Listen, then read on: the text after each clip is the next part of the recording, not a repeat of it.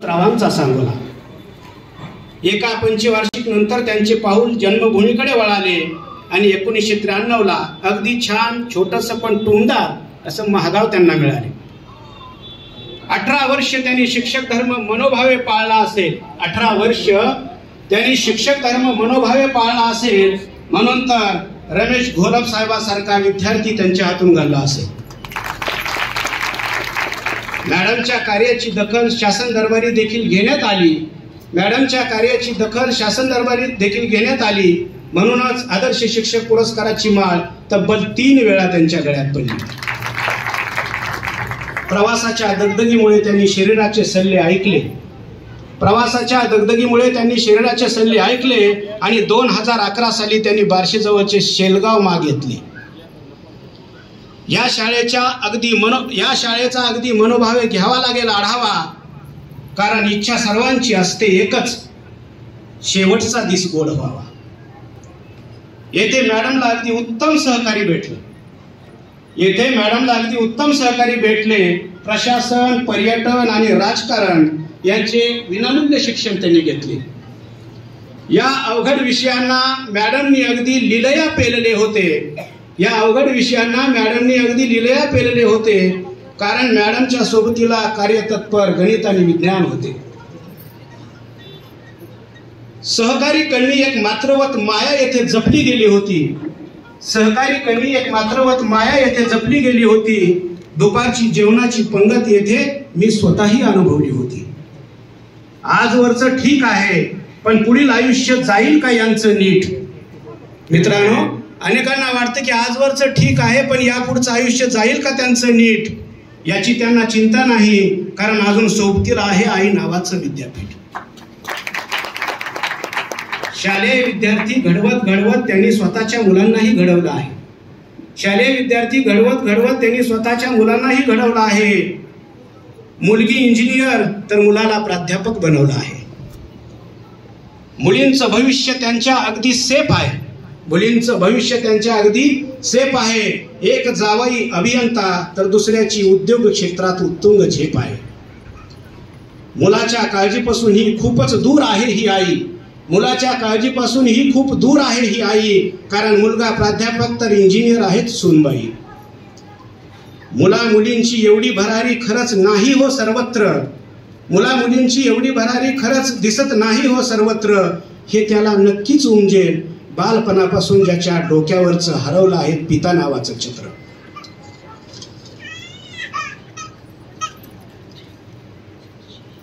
आजवर डगमगला नाहीत मॅडम तुम्ही. यापुढेही गाडा कर्तृत्वाचे अनेक झेंडे. सोबतीला आहेतच 3 बहिणी, 1 भाऊ आणि 5 नातवंडे. चुकून राहिला असेल आढावा कोणाचा तर मॅडमचा नव्हे हा माझा पराजय आहे. हा छोटासा पण गोड असा गवळी मॅडमचा सेवा परिचय आहे. त्यानंतर आपण गुंड सरांनी किंवा कादर शेख साहेबांनी सांगितलं की सेवापूर्तीच्या कार्यक्रमाला एवढ्या मोठ्या संख्येने आणि इतका वेळ लोकांनी उपस्थित असणं हे तुम्ही निस्वार्थपणे गेली 35-36 वर्ष जी सेवा केली त्याची पोचपावती आहे. आणि तुम्हाला आज निश्चितपणानं ज्याला तुम्ही म्हटलात की मला माझ्या डोळ्यासमोरून माझा सगळा या 35-36-37 जेवढी वर्ष सर्व्हिस केली तो सगळा जीवनपट माझ्या डोळ्यासमोरून जातोय. त्यावेळेला त्या सेवेमध्ये कुठल्या ना कुठल्या टप्प्यावरती भेटलेली यातली काही लोक असतील की ज्यांच्यासोबतच्या तुमच्या कित्येक चांगल्या आठवणी असतील. या सगळ्या प्रवासामध्ये खंबीरपणे कायम तुमच्यासोबत राहिलेली तुमच्या परिवारातील आणि मित्र परिवारातील सगळी मंडळी असतील. या सगळ्यांना सुद्धा आज तुमच्याविषयी तितकाच अभिमान, तितकाच सन्मान आणि तुमच्याशी आम्ही सगळे कनेक्टेड आहोत याचा आम्हालाही आज अभिमान या कार्यक्रमाच्या निमित्तानं फील होतोय. कारण जेवढं भरभरून आज प्रत्येक जण बोललं, आम्हाला शिक्षिका म्हणून आम्ही तुमच्याकडे बघितलेलं आहे की माझी आदर्श शिक्षिका, किंवा बरेच जण विद्यार्थी ज्यावेळेला तुमच्याकडे बघत असतील, पण आज इथं प्रत्येकाने ज्यावेळेला तुमच्याविषयीच्या भावना व्यक्त केल्या त्यावेळेला एक आदर्श आई म्हणून तुम्ही आमच्या सगळ्यांच्या समोर दिसलात. एक आदर्श मोठी बहीण म्हणून किंवा त्या परिवारातील एक खमकं त्या कुटुंबाचं नेतृत्व म्हणून तुमचा ती वेगळा पैलू आम्हाला या सगळ्यांमधून ऐकता आला. किंवा तुमच्या शिक्षक सहकार्याने तुमच्याविषयी मांडलेल्या भावना ऐकत असताना एक सहकारी, एक चांगला सहकारी, कर्तव्यनिष्ठ सहकारी म्हणून ती बाजू आम्हाला आज या ठिकाणी दिसली. आणि या सगळ्यामुळे जसं मी मगाशी म्हटलं तसं की आज या कार्यक्रमाला बरेच जण म्हटले की घोलप साहेब एवढ्या लांबून आले. खरं तर या कार्यक्रमाचा एक भाग होता आलं. ह्या अभिमान आज या कार्यक्रमामधून बाहेर पडत असताना घेऊन आम्ही सगळेजण बाहेर पडू. मी तर गेल्या 12 वर्ष झाली सिलेक्ट होऊन, आणि त्याच्या अगोदरही सामाजिक कार्याचा नाद असल्यामुळे खूप सारे कार्यक्रम केले होते. हजारो कार्यक्रम म्हटलं तरी चालेल, कारण मी विद्यार्थ्यांसाठी 700-800 कार्यक्रम केले. सर्व्हिसमध्ये बऱ्याच वेळेला फॉर्मल इनफॉर्मल बऱ्याचशा कार्यक्रम करण्याची संधी मिळते. पण मी विनम्रपणे आणि प्रामाणिकपणे सांगू शकतो की माझ्या आजपर्यंतच्या आयुष्यातला मनाला प्रचंड समाधान दिलेला सगळ्यात चांगला कार्यक्रम कोणता असेल तर तो कार्यक्रम. कारण मी ज्यावेळेला माझ्याकडे बघतो त्यावेळेला मी बऱ्याच जणांना हे सांगतो की आयुष्यात शिक्षण किती महत्वाचं आहे. हे जर बघायचं असेल तर माझं आयुष्य बघा. आणि ज्यावेळेला शिक्षण आणि शिक्षणानं आयुष्य बदलतं हा विषय निघतो त्यावेळेला शिक्षक आपसूकपणे येतोच. आणि मी नेहमी म्हणतो माझ्या शैक्षणिक आयुष्याची सुरुवात म्हटलं की त्याची सुरुवात गवळीबहीणपासूनच होते. त्यामुळे मी जिथंही गेलोय तिथं ज्या वेळेला मी माझ्या शिक्षणानं इथपर्यंत आलो असं बोलतो त्याच्या कंटिन्युएशन मध्ये शिक्षकांमध्ये पहिलं नाव आदरणीय बहीणचंच येतं. कारण मला आजही आठवतंय, म्हणजे साधारणतः त्याला 32-33 वर्ष झाली असतील. म्हणजे 93-94चा काळ असेल ज्यावेळेला मी पहिलीला होतो. आज जाधव गुरुजी इथं आहेत, आम्ही मिस करतोय. तोडकरी बाई आणि जाधव बाई आज आपल्यामध्ये नाहीत. आमच्या शैलाबाई इथं आहेत, मी मगाशी बघत होतो. म्हणजे त्या शाळेमध्ये राहत असताना ते जसं मी म्हटलं की बाई आणि मॅडम मधला जो फरक आहे तर ते हल्ली आपण सरकारी शाळा जिल्हा परिषदेची शाळा जितक्या प्रॉमिनंटली ऐकतो त्यावेळेला माझी शाळा माझ्या गावची शाळा हे जे कल्चर होतं हे त्यावेळेला थोडं जास्त होतं. आणि त्याचं कारण शिक्षक होतं. बहिणी जसं म्हटलं तसं जाधव गुरुजी असतील, बाई होत्या, तोडकरी बाई होत्या, गवळी बाई होत्या. महागाव मधल्या प्रत्येकाला त्या आपल्या कुटुंबातल्या सदस्य आहेत असं वाटायचं. आणि शाळेत येणारा प्रत्येक मुलगा जसं मगाशी त्यांची मुलगी मोना बोलत असताना म्हटली की आम्हालाही कधी कधी वाटायचं की आमच्या इतका जीव ते सगळ्यांवरती लावतात. तर त्या सगळ्या मुलांना सुद्धा जसं त्यांनी बोलताना मगाशी म्हटलं की आम्हाला अजूनही आठवतं. मी त्यांना म्हटलं की बाई आठवतंय का की बऱ्याच वेळेला बसून आम्ही तुम्ही आणलेला डबा आम्ही खायचो बऱ्याच वेळेला मुलं म्हणून विद्यार्थी म्हणून. आणि त्यांनी बसून ज्या पद्धतीनं आम्हाला घडवलं. कारण आयुष्यात कोणताही क्षेत्र असू द्या ज्यावेळेला माणूस मोठा होतो यशस्वी होतो त्याची सुरुवात कुठं ना कुठं त्या माणसाला आपल्या स्वतःमध्ये काहीतरी स्पार्क आहे ही जाणीव होण्यापासून होत असते. आणि ते जाणीव होण्याला किंवा जाणीव करून द्यायला कोणता ना कोणत्या व्यक्ती कारणीभूत असतो. आणि माझ्या आयुष्यात माझ्याकडे काहीतरी वेगळं आहे, माझ्याकडे काहीतरी टॅलेंट्स आहे, माझ्याकडे स्पार्क आहे. मी इतरांपेक्षा भीडमध्ये किंवा गर्दीमध्ये माझ्याकडे गुणवत्ता सिद्ध करण्यासाठी 4 गोष्टी जास्त आहेत. ही जाणीव मला माझ्या आयुष्यात करून देणारी व्यक्ती म्हणजे गवळीबाई आहे. त्या शाळेत होणारी एक इव्हेंट असा नसेल की ज्यात त्यांनी मला पार्टिसिपेट व्हायला मोटिवेट केलं नाही.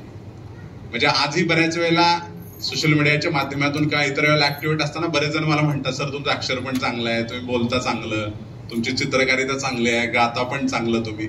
तर हे कसं काय एका व्यक्तीकडे एवढं हे सगळं बोलत असताना मला उत्तराकडून फक्त एक शब्द आठवत असतो की माझ्या बहीण. कारण मी नेहमी म्हणतो माझ्या पुस्तकात स्वामी लिहिलंय की माझं अक्षर माझ्या बहीणसारखं आहे. अजून पण मी म्हणतो कारण त्यांनी माझ्या हाताला धरून शेजारी बसून ते जे गिरवलेली आहेत अक्षरं ते मला अजूनही ते क्षण आहे असे आठवतात की लहानपणी त्यांनी शिकवलेलं आहे. आणि मग वक्तृत्व असेल, कथाकथन असेल, सांस्कृतिक कार्यक्रम असतील, प्रत्येक गोष्टीत त्यांनी मला सहभागी व्हायला मोटिवेट केलं. गुरुजी इथं आहेत, गुरुजींकडे मला आठवतंय लुना गाडी होती गुरुजी त्यावेळेला, लुना गाडी होती आणि गुरुजींना आम्ही बऱ्याच वेळेला कारण त्यावेळेची गाणी सुद्धा मला आठवत आहेत अजून. इतनी शक्ती आम्ही देण्यात आता तर एवढं छान शिकवलं तर मी एवढं छान म्हणायचो बाई की त्याचा परिणाम असा होता की 5वी ते 10वी आरणला शिकताना A.Y. शिंदे सर म्हणून माझे दुसरे एक आवडते शिक्षक आहेत माध्यमिक काळातले. त्यांचा तास शिकवून 5-7 मिनिटं जर अगोदर संपलं तर ते म्हणायचे रमू ते इतनी शक्ती एकदा म्हणून दाखव. त्यांना ते एवढं आवडायचं आणि मी ते एवढं चांगलं म्हणायचो. आणि त्यानंतरच्या शैक्षणिक काळात सुद्धा कारण मी नेहमी म्हणतो की आयुष्यात हुशार असणं आणि आदर्श असणं, हुशारी आवश्यक आहेच पण त्याच्याबरोबर तुम्ही आदर्श असलं पाहिजे. तुम्ही चांगला माणूस असणं किंवा तुम्ही ज्या लोकांमध्ये राहता त्या सगळ्यांना तुम्ही चांगला आहात हे वाटणं. अर्थात त्याला काही अपवाद असतात, अशी लोक आहेत की तुम्ही किती चांगला असाल तरी त्यांना चांगलं दिसतच नाही. तशा लोकांना अपवादांना वगळून मी म्हणतोय की मेजॉरिटी ऑफ पीपलला तुम्हाला असं वाटायला पाहिजे की हा चांगला माणूस आहे. आणि ते घडवण्यासाठी अत्यंत तळमळीनं बहिणी काम केलेलं आहे. त्यांनी सांगितलं की मला 3 कोणीतरी बोलताना सांगितलं परिचयामध्ये की त्यांना 3 आदर्श शिक्षक पुरस्कार मिळाले. म्हणजे कळत नकळत तुम्ही इतकी लोक घडवलेली आहेत की त्या सगळ्या लोकांच्या वतीने म्हणजे मला आज ही फिलिंग आहे की मी एक जिल्हाधिकारी म्हणून नाही, एक IAS म्हणून नाही, तर तुम्ही घडवलेल्या त्या सगळ्या विद्यार्थ्यांचं प्रतिनिधित्व करून मी आज तुमचा एक विद्यार्थी म्हणून तुमच्या समोर ही भावना व्यक्त करतोय. त्या सगळ्यांच्या वतीनं मी तुम्हाला मनापासून धन्यवाद देतो. कारण आयुष्यात कोणी असतं नसतं तर काय झालं असतं या गोष्टीवर खरं तर जर तरला किंमत नसते. पण आज ज्या ठिकाणी मी आहे, कधी कधी असा जर विचार केला, कारण माझी आई, जिला मी नेहमी म्हणतो की माझी पहिली प्रेरणा आहे, आईनंतर दुसरी व्यक्ती आयुष्यात असं म्हणतात की आई असते पहिला गुरु असते मग शिक्षिका असतात. तर ते बहिणी म्हणजे तुम्ही नसता त्यावेळेला शिक्षिका तर काय झालं असतं अशा, कारण शेवटी शिक्षक एखाद्या विद्यार्थ्यांना फक्त त्या शालेय तुमचं जे वेळ आहे त्यात जाणं, शिकवून मग त्याला कळो न कळो याच्या पलीकडे जाऊन की मला माझ्या विद्यार्थ्याला घडवायचंय म्हणून त्या तळमळीनं शिकवणं. कारण कदाचित त्याला माझ्याकडे जेवढे गुण आहेत तेवढे गुण त्याला नसते आले बाहेर. आणि शेवटी कॉन्फिडन्स असतो तो की म्हणजे मी चांगलं वक्तृत्व करायचं, लोक अप्रिशिएट करायचे. म्हणजे एखादे गुण आपल्याकडे असेल, एखादी चांगली गोष्ट आपण केली तर लोक अप्रिशिएट करतात, चांगलं म्हणतात आणि त्याच्यामुळे आपल्याला समाधान भेटतं. तर आयुष्यात कधी कधी समाधानाची जी व्याख्या असते ते डेव्हलप होण्याच्या काळामध्ये तुम्ही कळत नकळतपणे आमच्यातल्या गुणांना जो वाव दिला नसता तर कदाचित ते उमगलंच नसतं की आपल्याकडे गुण आहेत, आपण हुशार आहे एवढं, आणि आम्ही रुटीन विद्यार्थ्यांसारखा आम्ही अभ्यास केला असता. पण तुम्ही जे आम्हाला त्या काळात दिलं, ती जी शिदोरी दिली ती शेवटपर्यंत आजही आमच्या कामाला येते ती. आणि त्यामुळे मी पुन्हा विद्यार्थी म्हणून पण तुम्हाला मनापासून धन्यवाद देतो. खूप वेळ झालाय, बऱ्याच वेळापासून आपण सगळे बसलेले आहात. मी एवढंच सांगतो की खूप सारे शिक्षक लोक इथं आहेत, शिक्षक संघटनेशी संबंधित लोक इथं आहेत आणि ज्या पद्धतीनं शिक्षकांच्या त्या क्षेत्रात असल्याचा प्रत्येकाला अभिमान असतो. शेख साहेब म्हणले की साहेबांना वाटतं का माहित नाही, पण मला तर असं वाटतंय. मुळात मी थोडा बंडखोर माणूस होतो शालेय जीवनात पण, आणि म्हणजे अगोदर जहाल मवाळ असे जे गट इतिहासात वाचायचो. आता जर काय असते संघटना जरी असते तर मी त्यातल्या जहालमध्ये नकळतपणे गेलो असतो. कारण मुळात मला असं वाटतं की जी माणसं आयुष्यात चटके सोसतात ती माणसं मवाळ होऊच शकत नाही. आणि आपण आयुष्यात एवढं सोसलेलं, एवढं बघितलेलं आहे, त्यामुळे ती व्यवस्थेची चीड येणं साहजिक आहे. आणि त्या चिडीमधून म्हणा किंवा त्या आयुष्यातून जे जगलो, जे आपल्याला मिळालं त्यातून संवेदनशीलता कधी कधी मिळते. शेवटी काय घ्यायचं हे आपल्यावर असतं. आपण म्हणतो की जे आम्ही भोगलं, जे आम्ही बघितलं, की जे आमच्या वाट्याला आलं मग ते आम्ही हेच केलं होतं मग तसंच होत असतं असं म्हणण्यापेक्षा जे मला भोगावं लागलं ते इतरांना भोगावं लागू नये अशा भावनेनं सुद्धा काम करणारी काही लोक असतात. आणि निश्चितपणानं त्या संघर्षातल्या जीवनानं बहिणी पण ज्या तळमळीनं काम केलंय. खरं तर मलाही काही गोष्टी आज नव्यानं कळाल्या की त्यांच्या अगदी लग्नापासून ते मला फक्त त्यांचे मिस्टर एक्सपायर झाले त्यानंतरचा संघर्ष माहित होता, पण त्याच्या अगोदरचा पण त्यांच्या आयुष्यातलं शिक्षण घेण्यापासूनचा संघर्ष आहे. मुलांना मोठं करत असताना किंवा हे मी पाहत होतो, परंतु त्यांचे जे जीवनामधला जो चढ उतार आहे हे आजच मला ऐकायला मिळाला. त्यांनी सर्व विद्यार्थ्यांच्या बद्दल जी सेवा दिलेली त्याबद्दल आपण सर्वांनी त्यांच्याबद्दल जे गौरवोद्गार काढले हे ऐकून मला देखील खूप मोठं समाधान वाटलं. आज एवढं या प्रसंगी म्हणावं असं वाटतं, कर्मवीर मामासाहेब जगदाळे यांनी 90 वर्षापूर्वी जी एक संस्था स्थापन केली आणि त्या संस्थेमध्ये शिक्षण देताना त्यांनी अनेक अपेक्षा ठेवून ही संस्था पुढं चालवायचं ठरवलं होतं. आज मामासाहेब जाऊन 40 वर्ष झाली तरी देखील त्यांचे विचार तुम्ही सर्व एक शिक्षक मंडळी पेरिफेरलला किंवा खेड्यामध्ये जाऊन पोहोचवताय.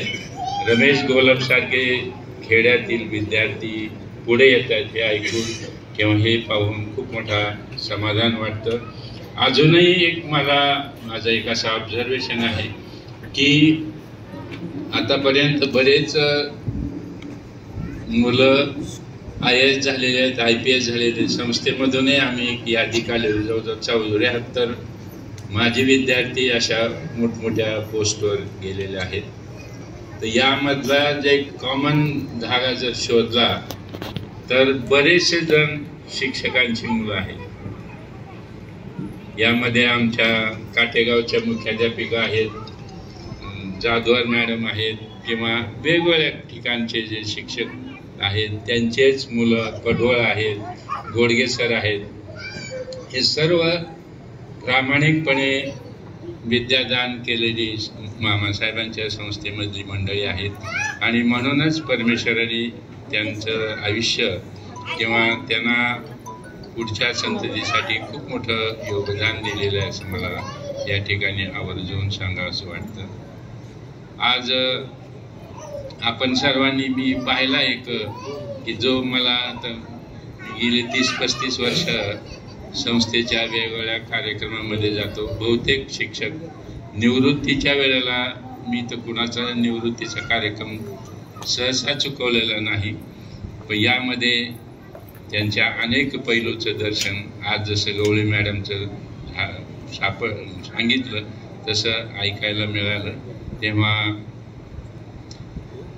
या निमित्त आज जेव्हा माझे विद्यार्थी आलेले आहेत, माझी सहकारी आलेले आहेत, या सर्वांना आता या प्रसंगी मला एक मुद्दा शेवटी सांगून थांबायचा आहे. तो म्हणजे आज बदललेली जी शिक्षण व्यवस्था आहे, आपल्या सर्व शिक्षण संस्थेपुढची आव्हानं, तरुण मुलांच्या पुढची आव्हानं ही आपण कशा पद्धतीनं पुढं पेलू शकतो किंवा नाही हे पाहणं अत्यंत गरजेचं आहे असं मला वाटतं. आणि इथून पुढं शिक्षकांना खूप मोठी मेहनत घ्यावी लागणार आहे असं गवळी मॅडमच्या निरम समारंभाच्या निमित्त आणि शेख साहेबांच्या शिक्षण मी आपल्या सर्वांना सांगू इच्छितो की खूप मोठं काम सर्व शिक्षकांना करायचं आहे. नवीन शैक्षणिक धोरण, कौशल्य आधारित शिक्षण, अनेक गोष्टी आपल्या शिक्षणामध्ये येऊ घातलेल्या आहेत. यासाठी आपण सर्वांनी जागरूक होऊन आज निरम समारंभाच्या निमित्तानं आपण सर्वांनी मनामध्ये ही कुणगाठ बांधून आपण घरी जाऊया. परत एक वेळ या कार्यक्रमासाठी आवर्जून आमच्या संस्थेचे माजी विद्यार्थी, तुमच्या सर्वांचे शिक्षक कलीग घोलप साहेब आले, याचाही आम्हा सर्वांना खूप मोठा आनंद होतो. आपण सर्वजण आलात आणि मला या कार्यक्रमासाठी अध्यक्ष म्हणून बोलायची संधी दिली त्याबद्दल मी संयोजकाचे आभार मानतो. मॅडमला इथून पुढच्या आयुष्यासाठी कसल्याही प्रकारचा आजार येऊ नये अशी परमेश्वर चरणी प्रार्थना करतो.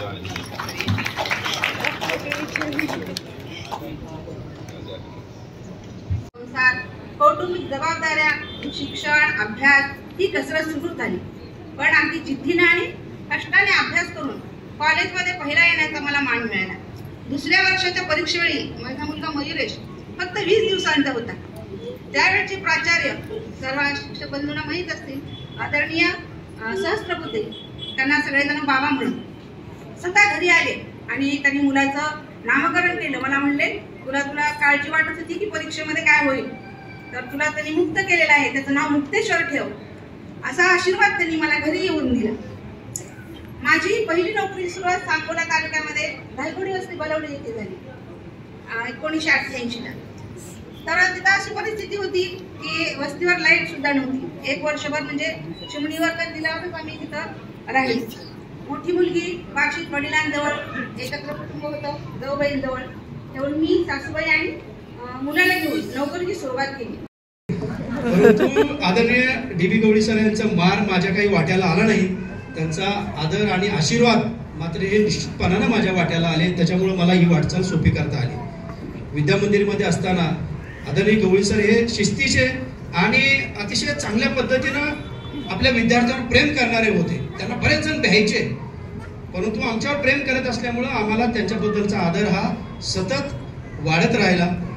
ND गवळी सर असतील, DB गवळी सर असतील, हे जे दोन गुरुजन वैरागच्या भूमीमध्ये राहिले, त्यांनी वैरागच्या पंचक्रोशीतल्या विद्यार्थ्यांना अतिशय मनापासून ज्ञानदान करून, अतिशय चांगल्या पद्धतीनं ज्ञानदान करून त्यांनी घडवलं. म्हणून आमच्यासारखे विद्यार्थी त्या भागातून घडले आणि तिथून पुढे इथं आल्यानंतर आदरणीय कर्मवीर मामांच्या संस्थेमध्ये किमान 2 वर्षाची का सहवास असेना त्या पुण्यभूमीमध्ये आम्हाला लाभला आणि खऱ्या अर्थानं आम्ही शंकरराव निंबाळकर अध्यापक विद्यालयामध्ये पण घडलो आणि तिथं घडल्यामुळं आज आम्ही पुढची वाटचाल सुरू करतो.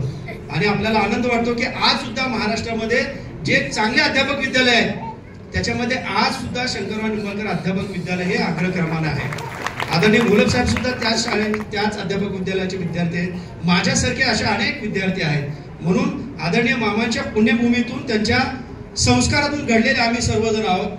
म्हणून निश्चितपणाने आजच्या कार्यक्रमाच्या निमित्तानं आदरणीय गवळी मॅडमांना शुभेच्छा देताना आपण सर्वांना पण विनंती करेन की आपली एक कर्तृत्व संपन्न महिला भगिनी ज्यांनी स्वतःच्या कौटुंबिक काम करत असताना स्वतःची सेवा करत असताना कितीतरी आघात झाले, कितीतरी अडचणी समोर निर्माण झाल्या, कितीतरी प्रश्न उभे राहिले, परंतु त्यांना ठामपणे त्यांना जिद्दीने तोंड देऊन विद्यार्थ्याचं हित हे सर्वतोपरी मांडलं. विद्यार्थ्याच्या हितासाठी या सगळ्या गोष्टींना बाजूला सारलं आणि त्यांनी संपन्नपणे पुढचा वारसा निर्माण केला. म्हणून त्यांचे मुलं असतील, त्यांचा परिवार असेल, त्यांचे विद्यार्थी असेल, हे सर्वजण त्यांच्याबद्दल अतिशय आदरपूर्वक आज या कार्यक्रमासाठी उपस्थित आहेत.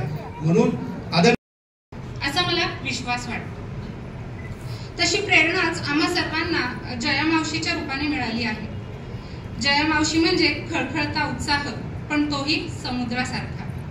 किनाऱ्यावर लाटा येऊन भलेही इतरांमध्ये चैतन्य जागवत असते, परंतु जसजसे तुम्ही समुद्रात जाल तसतशी तुम्हाला त्याची धीर गंभीरता आणि अथांगता जाणवू लागते. समुद्र होणे ही काही सोपी गोष्ट नसते. खळाळता उत्साह असला तरी तिथं नदीचा उच्चृंखपणा मात्र नसतो. इकडे तिकडे धावाधाव करत उगीच इतरांसमोर काहीतरी सिद्ध करण्याचा आटापिटा नसतो. सर्व बाजूंनी किनारा असला तरी तो असणं हे त्याचं शूद्रपण नसतं. उलट ते स्वयंसंयमानं असतं. स्वतःच्या क्षमता आणि उणिवांच्या सम्यक जाणीवेतून अशी स्थिरता येते. आणि म्हणून किनारा असला तरी डबक्याचा कटुपणा त्याला नसतो.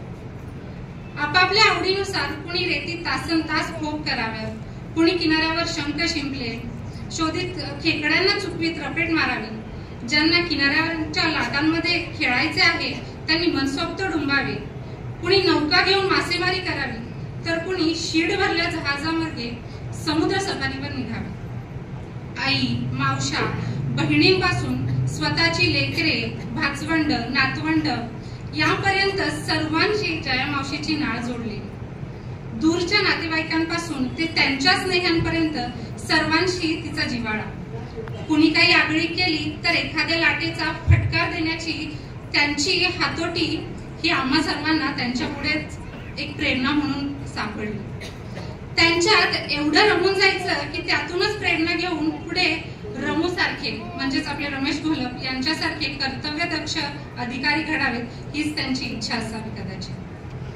भागवत काका वारले तेव्हा मी 3-4 वर्षांचा असेल. त्यांना इतरांच्या आठवणींमधूनच ऐकले काय. हसतमुख व्यक्तिमत्व म्हणून त्यांचा लौकिक. त्यांची एक आठवण बाई अधूनमधून सांगत असते.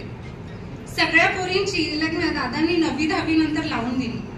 आपल्याकडून पोरींची पुढची शिक्षण होणार नाहीत हे ते ओळखून असायचे, पण लग्न जमवतानाच त्यांनी पाहुण्यांकडून पोरींच्या पुढील शिक्षणाची आणि नोकरी लावून देण्याची जबाबदारी आपल्या शिक्षकी खाक्या दाखवून ते कबूल करून घ्यायचे आणि त्यांनी तसे केले. मावशी उण्यापुऱ्या तिशीत असताना काका वारले आणि 3 लेकरांची जबाबदारी एकट्या मावशीवर पडली. आणि तरुणपणीच पडेल ते काम आणि येईल ती परिस्थिती या कर्तव्य भावनेने तरुण नाही मुलांकडे वेळ नाही द्यायला होतंय किंवा स्वतःकडे वेळ नाही द्यायला होतंय तर काय करायचं. तर अशा वेळी खरंच म्हणजे अगदी सगळ्याच मुलांना आपल्या आईबद्दल ती प्रेरणा असतेच, पण मला स्वतःला तरी बऱ्याचदा असं वाटतं की मम्मीने ते केलं एवढी वर्ष सलग सगळं समजून आपण करू शकतो. सो ते बऱ्याचदा असं होतं आणि मग ते थोडा पुशअप मिळतो आणि पण करतो. तर ते नक्कीच इन्स्पायरिंग आहे आमच्यासाठी. पण सेवापूर्तीचा कार्यक्रम म्हणलं की लोकांना ठीक आहे एक फॉर्मल कार्यक्रम अशी एक इमेज असते, पण मला असं वाटतं की एवढा खूप महिलांचा प्रवास केल्यानंतर थोडंसं थांबून मागं बघणं आणि स्वतःलाच एक कौतुकाची थाप देणं हे गरजेचं असतं, कारण ती पुढे जाऊन ऊर्जा मिळते उर्वरित आयुष्य छान करायला. आता ती शिक्षिका असल्यामुळे त्या निमित्ताने हा सगळा समारंभ करण्याचा योग आला आणि म्हणून हा सगळा समारंभ तर खूप थँक्यू सगळ्यांना आल्याबद्दल.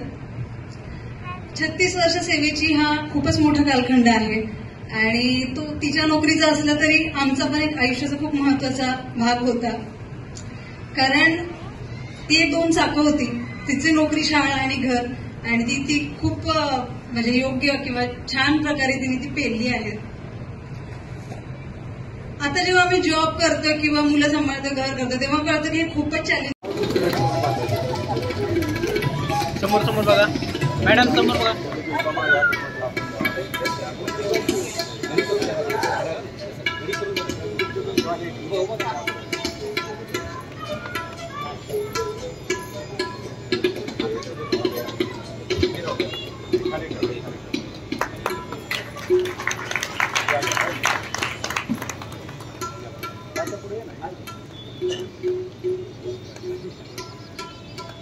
सोलापूर जिल्ह्याचे प्राथमिक शिक्षणाधिकारी सन्माननीय कादरजी